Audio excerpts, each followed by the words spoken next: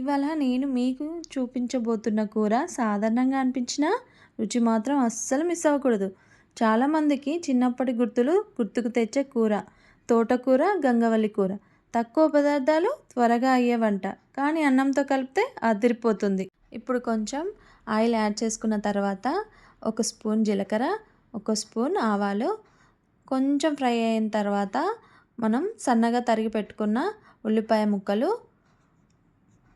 ముక్కలు యాడ్ చేసుకున్న తర్వాత కొంచెం మీడియం ఫ్లేమ్లోనే ఫ్రై కానివ్వాలి. చాలా వరకు బాగా బ్రౌన్ కలర్లోకి రానివ్వకూడదు.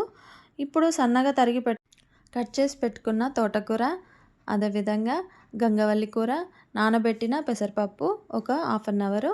గంగవల్లిని మీరు ఏమంటారో కామెంట్ సెక్షన్లో కామెంట్ పెట్టండి. నేను గంగవల్లి అంటున్నాను.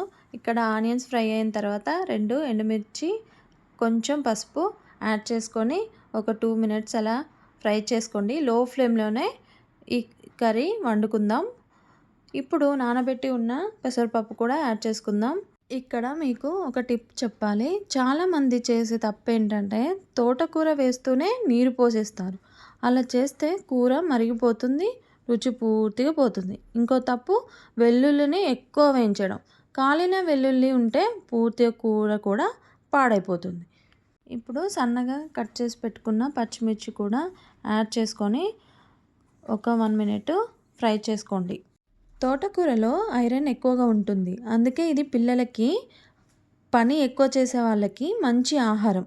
కానీ గుర్తుపెట్టుకోండి, ఎక్కువ ఉడికిస్తే పోషకాలు తగ్గిపోతాయి. అందుకే తక్కువ సమయంలో ఈ కర్రీ వండుకోవడం చాలా మంచిది. ఇప్పుడు మనం ఆకుకూర యాడ్ చేసుకుందాం. లో ఫ్లేమ్లోనే పెట్టుకొని వండుకోవడం చాలా మంచిది. ఇక్కడ చూడండి, నేను అన్ని ఆకుకూరలు కూడా యాడ్ చేస్తున్నాను. పప్పు కూడా సరిగ్గా ఉడికిపోయి ఉంది. ఈ కూరను ఫ్రిడ్జ్లో పెట్టిన ఒక రోజుకు మించి బాగుండదు అసలు.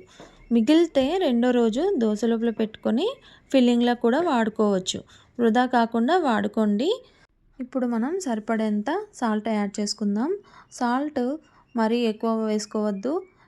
ఆకుకూరలతో వండే కర్రీస్లో సాల్ట్ తక్కువ వాడుకుంటేనే మంచిది. దాని టేస్ట్ చేంజ్ అవ్వకుండా ఉంటుంది.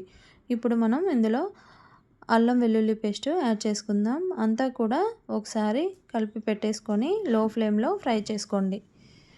ఇప్పుడు ఒక కరివేపాకు రెమ్మ తీసుకొని యాడ్ చేసుకున్న తర్వాత ఇలా ఒక 2 మినిట్స్ లో ఫ్లేమ్లో వండుకోండి.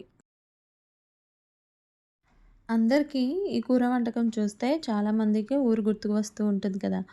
గారెలు, బిర్యానీ కాకపోయినా ఇంటి భోజనంలో ఉండే తృప్తి ఇలాంటి కూరల్లోనే ఉంటుంది.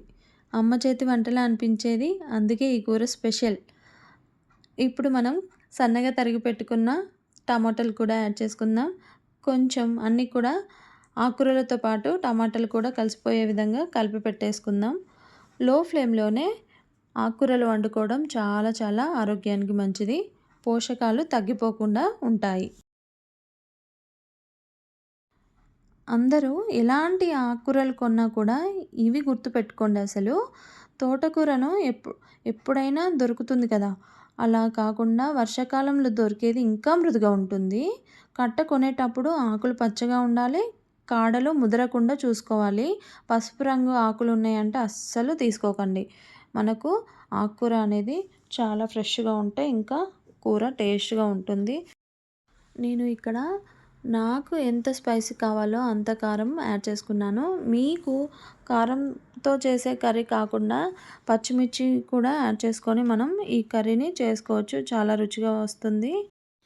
ఇలాంటి వంటలు యూట్యూబ్ కోసం కాదు, మన ఆరోగ్యం కోసం. పాత వంటలు మర్చిపోకండి అసలు. కొత్త తరానికి చూపించడం మన బాధ్యత. ఈ ప్రయాణంలో మీరు ఉంటే ఇంకా చాలా చూపిస్తాను. ఇలాంటి వీడియోస్ కోసం నా ఛానల్ని సబ్స్క్రైబ్ చేసుకోండి, లైక్ చేయండి, షేర్ చేయండి.